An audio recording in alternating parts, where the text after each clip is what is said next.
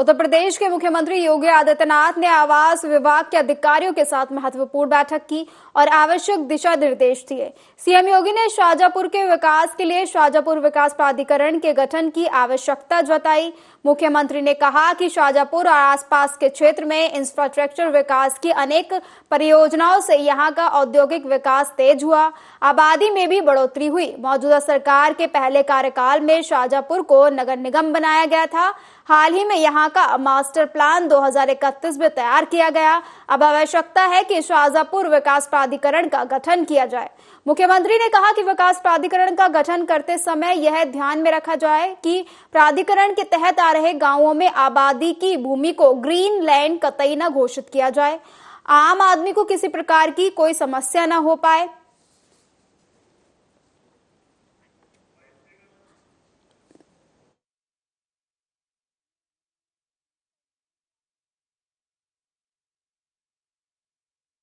आपको बताते हैं कि सीएम योगी ने क्या कुछ दिशा निर्देश दिए हैं, आप इन ग्राफिक्स के माध्यम से समझ सकते हैं। आपको बता दें कि मुख्यमंत्री ने कहा कि प्रदेश के कई जिलों में अनेक सरकारी विभाग या भवन उपयोग में जो नहीं है और जिनका निर्माण अधूरा पड़ा है, इन्हें जल्द पूरा किया जाएगा और सदुपयोग किया जाएगा। दूसरा सीएम ने कहा कि पीएम जन विकास कार्यक्रम के कार्यों में तेजी लाई जाएगी। तीसरा, मुख्यमंत्री ने कहा कि प्रदेश के टूरिज्म पोटेंशियल को प्रोत्साहित करने से ही यूपी पर्यटकों की पहली पसंद बनकर उभरा है। देश में सबसे ज्यादा पर्यटक उत्तर प्रदेश में आते हैं। इन सकारात्मक परिस्थितियों ने होटल इंडस्ट्री के लिए अपार संभावनाओं को जन्म दिया है।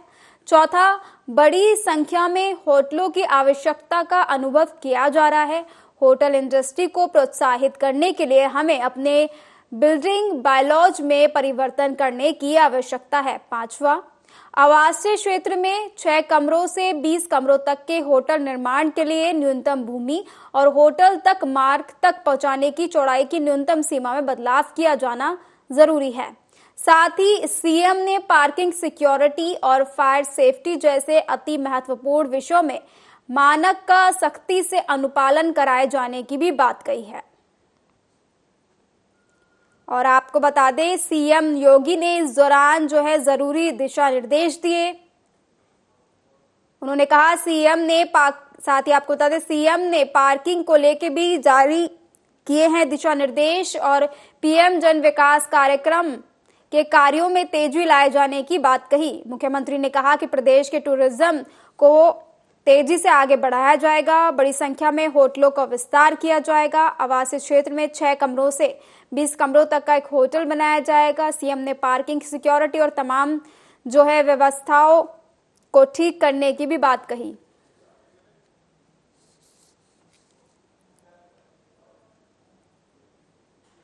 और भाजपा अध्यक्ष वीरेंद्र सचदेवा ने कहा, आप पार्टी की नेता अपना एयर कंडीशनर वाला अनशन समाप्त करने के बहाने ढूंढ रही हैं। जहां पानी की लीकेज हो रही है वहां इनको इसे ठीक करने की जगह पानी सही मात्रा में आ रहा है, लेकिन ये पानी की चोरी नहीं रोक पा रहे।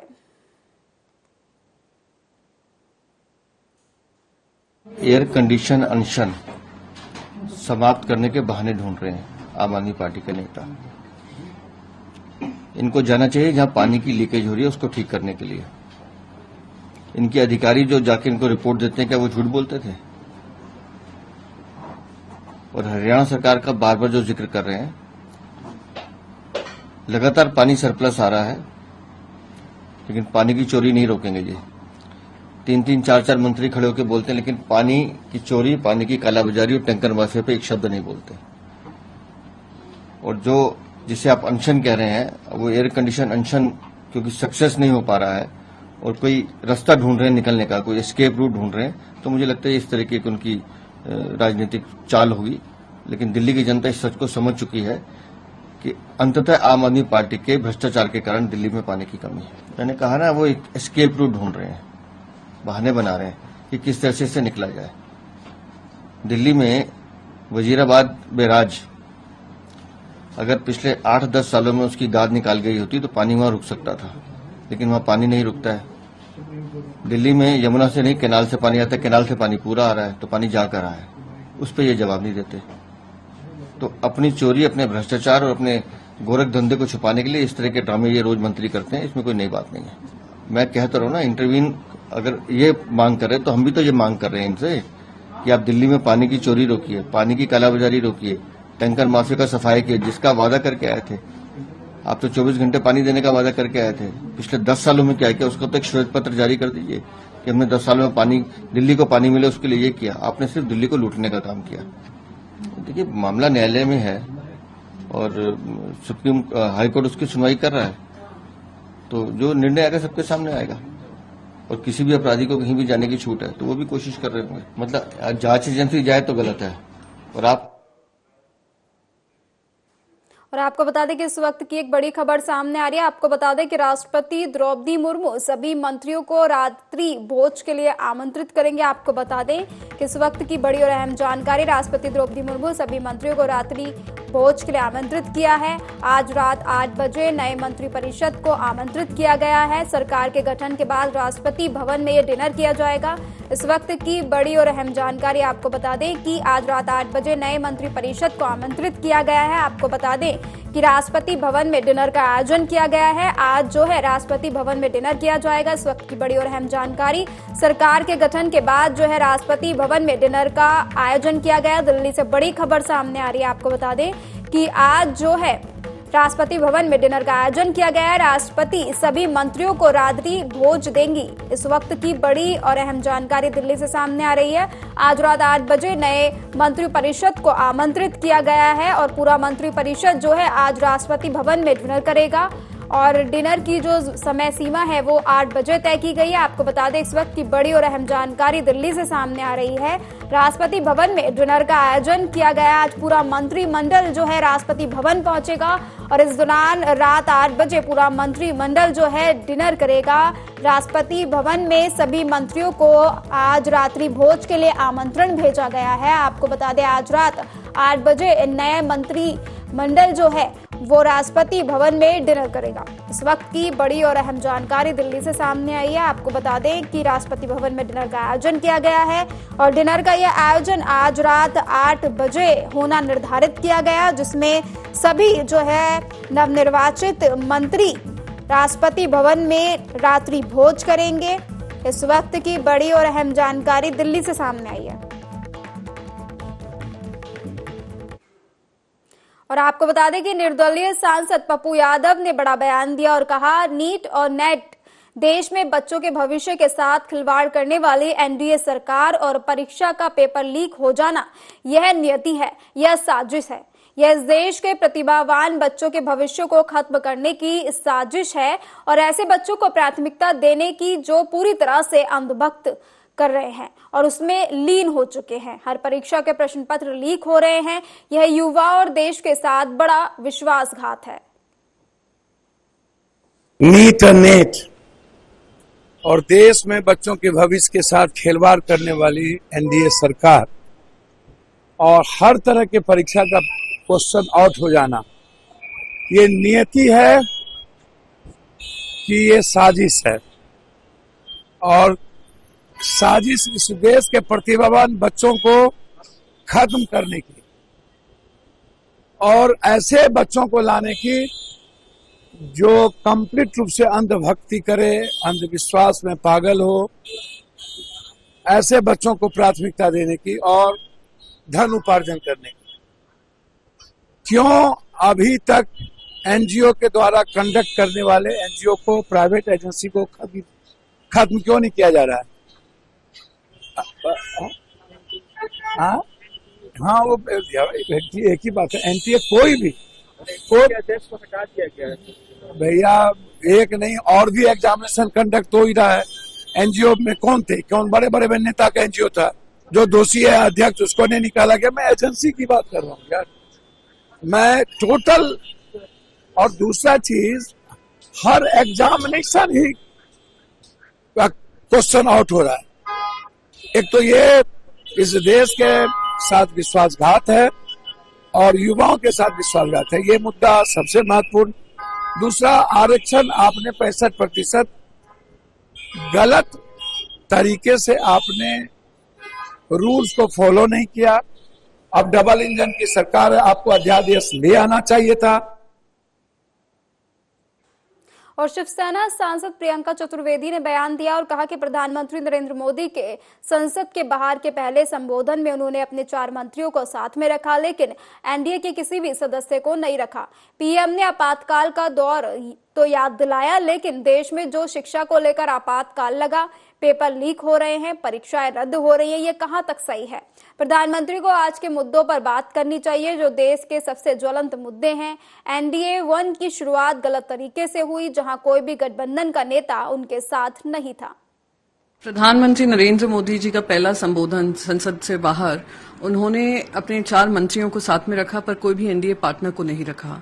प्रधानमंत्री ने इमरजेंसी के दौर तो याद दिलाया जो उन्होंने पिछले 3 टर्म में एटलीस्ट 3000 बार याद दिलाया होगा जनता को, पर जो एजुकेशन इमरजेंसी देश में लगी है, क्योंकि युवाओं से खासकर कह रहे हैं, आप याद रखिएगा, युवा आपसे पूछ रहे हैं कि जो देश में एजुकेशन इमरजेंसी लगी है, जहां पे एग्जाम रद्द हो रहे हैं, पेपर लीक हो रहे हैं, सीबीआई की इंक्वायरी चल रही है और आपसे और आपके एजुकेशन मिनिस्टर से कोई अकाउंटेबिलिटी नहीं ली जा रही है, ये कहां तक सही है?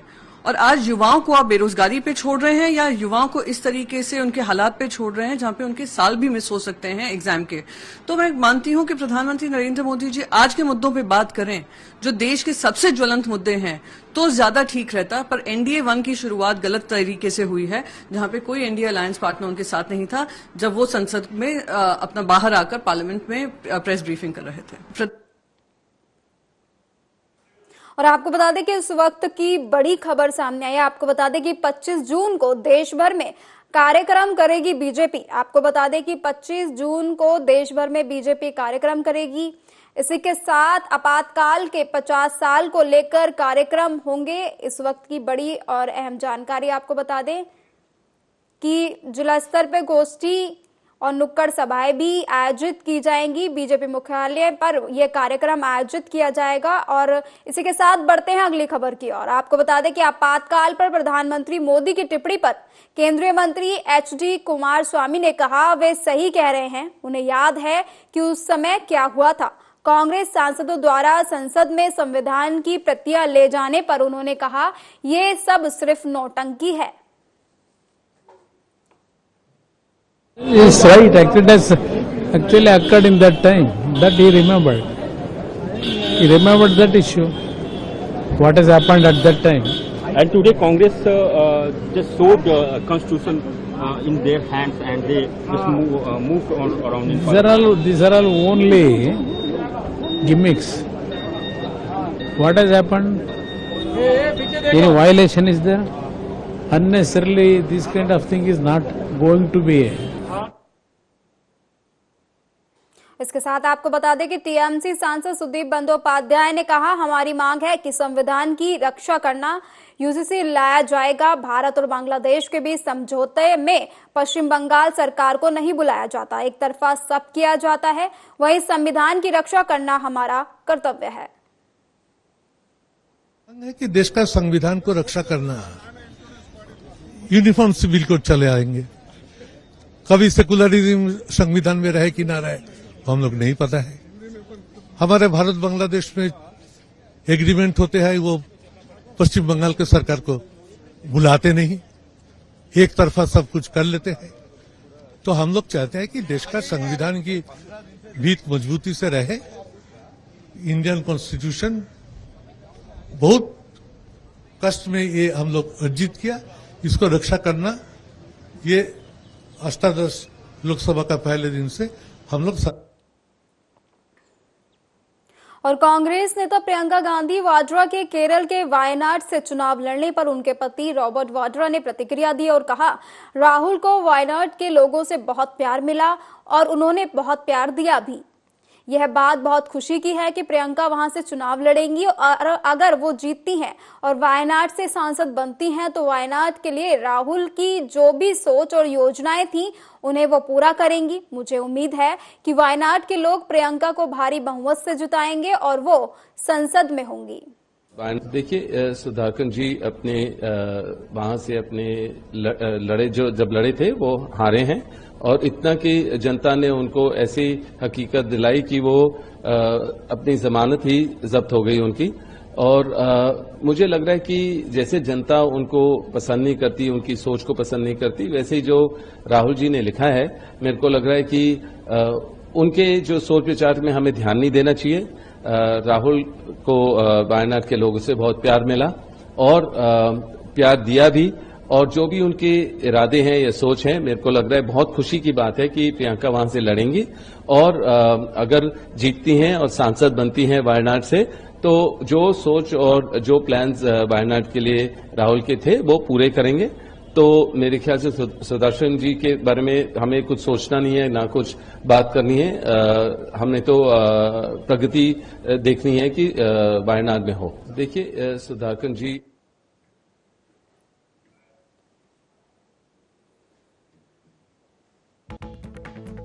और इस वक्त की बड़ी खबर सामने आ रही है। आपको बता दें कि कांग्रेस नेता राहुल गांधी ने एक्स पर लिखा, एनडीए के पहले 15 दिन में ट्रेन दुर्घटना। राहुल गांधी ने आगे लिखा कि एनडीए के पहले 15 दिन में आतंकवादी हमले। इसी के साथ राहुल गांधी ने एनडीए पर हमला बोलते हुए आगे लिखा कि एनडीए के पहले 15 दिन में नीट घोटाला। राहुल गांधी ने आगे लिखा कि मोदी जी सरकार बचाने में व्यस्त है। इस वक्त की बड़ी और अहम जानकारी आपको बता दें कि राहुल गांधी ने एक्स पर एक पोस्ट की और पीएम मोदी पर जमकर निशाना साधा और कहा कि सरकार बचाने में पीएम मोदी व्यस्त हैं। साथ ही राहुल गांधी ने कहा कि इंडिया का मजबूत विपक्ष दबाव जारी रखेगा। इस वक्त की बड़ी और अहम जानकारी में आपको बता दें कि राहुल गांधी ने पीएम मोदी पर जमकर निशाना साधा। इस वक्त की बड़ी और अहम जानकारी। और टीएमसी सांसद कल्याण बनर्जी ने कहा, हम इसलिए विरोध कर रहे हैं क्योंकि संविधान के प्रावधानों का उल्लंघन किया गया है। नरेंद्र मोदी सरकार ने संविधान का उल्लंघन किया है। जिस तरह से प्रोटेम स्पीकर की नियुक्ति की गई थी, वह संविधान के प्रावधानों का स्पष्ट उल्लंघन है।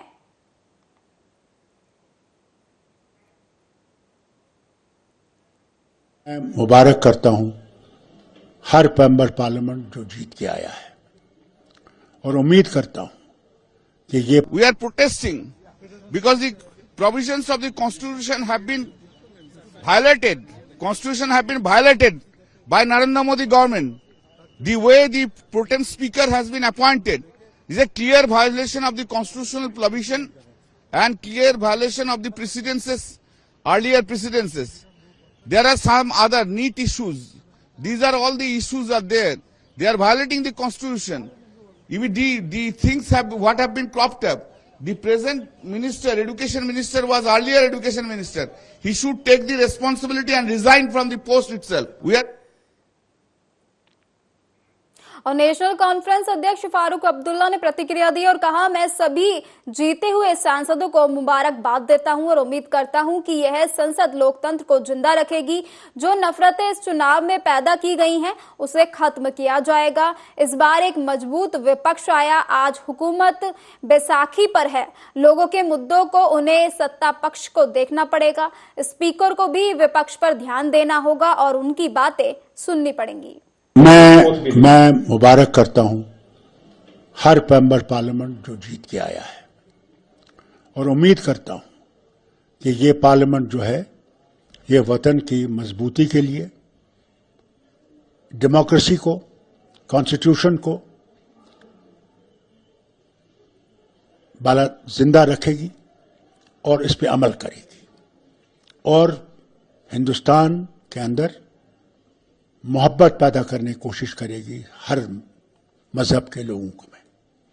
जो नफरतें इस इलेक्शन में पैदा की गई हैं, उनको ये मिटाने की कोशिश करेंगे और तरक्की करने की कोशिश करेंगे, और जम्मू कश्मीर खासकर इसकी स्टेटहुड और जो इस पर जुल्म किया गया है उसकी तरफ नजर करेंगे, और फौरन बल्कि इलेक्शन से पहले स्टेटहुड रिस्टोर कर दें।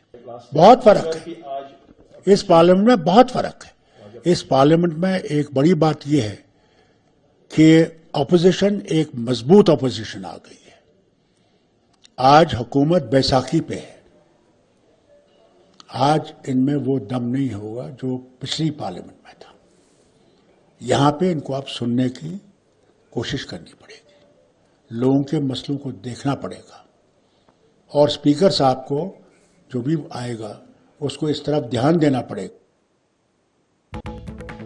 और इस वक्त की बड़ी खबर लखनऊ से सामने आ रही है। आपको बता दें कि ई स्टैम्प को और अधिक सुरक्षित बनाएगी योगी सरकार। इस वक्त की बड़ी और अहम जानकारी, कई नए फीचर्स के साथ ऑनलाइन उपलब्ध होंगे ई स्टैम्प। इस वक्त की बड़ी और अहम जानकारी लखनऊ से सामने आ रही है। आपको बता दें, सरकार ने कर ली है सुरक्षित ई स्टैम्प के बिक्री की पूरी तैयारियां, साथ ही जाली स्टैम्प पेपर के भय से भी मुक्ति मिलेगी। आपको बता दें कि इस वक्त की बड़ी और अहम जानकारी लखनऊ से सामने आ रही है। आपको बता दें कि शुरुआत में छोटी रकम के ई स्टैम्प पेपर से शुरुआत की जाएगी, साथ ही छोटे मूल्य के स्टैम्प की अधिक मांग रहती है, जिसको ध्यान में रखकर ये जो है निर्णय लिया गया। इस वक्त की बड़ी और अहम जानकारी आपको बता दें कि लखनऊ से सामने आई, जाली स्टैम्प पेपर के भय से भी लोगों को इससे मुक्ति मिल पाएगी।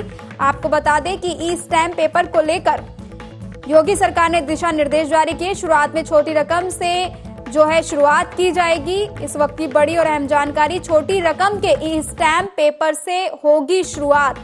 आपको बता दें, इस वक्त की बड़ी और अहम जानकारी लखनऊ से सामने आई। छोटे मूल्य के ई स्टैम्प की अधिक मांग बढ़ गई है, जिसको लेकर यह निर्णय लिया गया है और ये तमाम जानकारी लखनऊ से सामने आई है। आपको बता दें कि स्टैम्प को लेकर बड़ी और अहम जानकारी सामने आई है।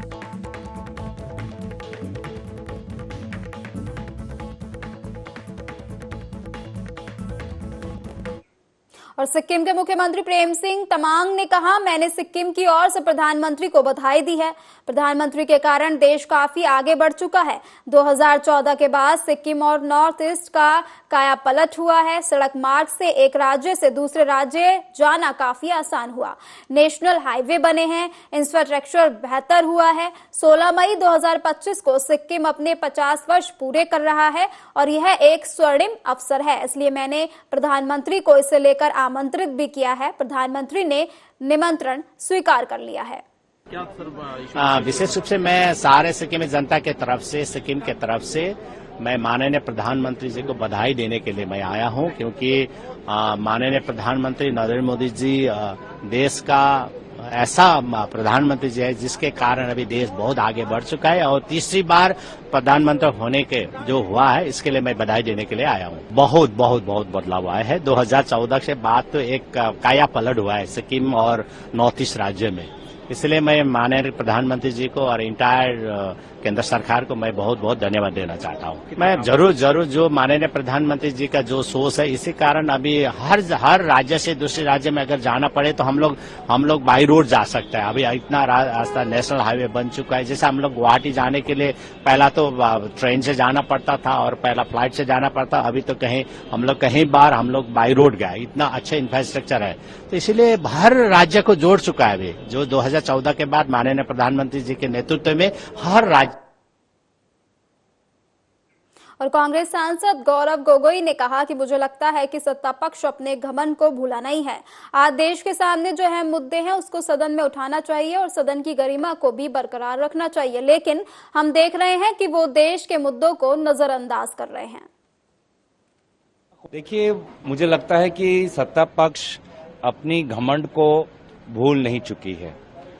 आज देश के सामने जो अहम मुद्दे हैं उसको सदन में उठाना चाहिए और सदन की गरिमा को भी बरकरार रखना चाहिए, लेकिन हम देख रहे हैं कि वो देश के मुद्दों को नजरअंदाज कर रही है और वहीं पर सदन की जो गरिमा है, सदन की जो मर्यादा है, सदन की जो परंपरा है, उसको भी वो पिछाड़ रही है। देखिए, ये नए नए तर्क वो निकालेंगे ही।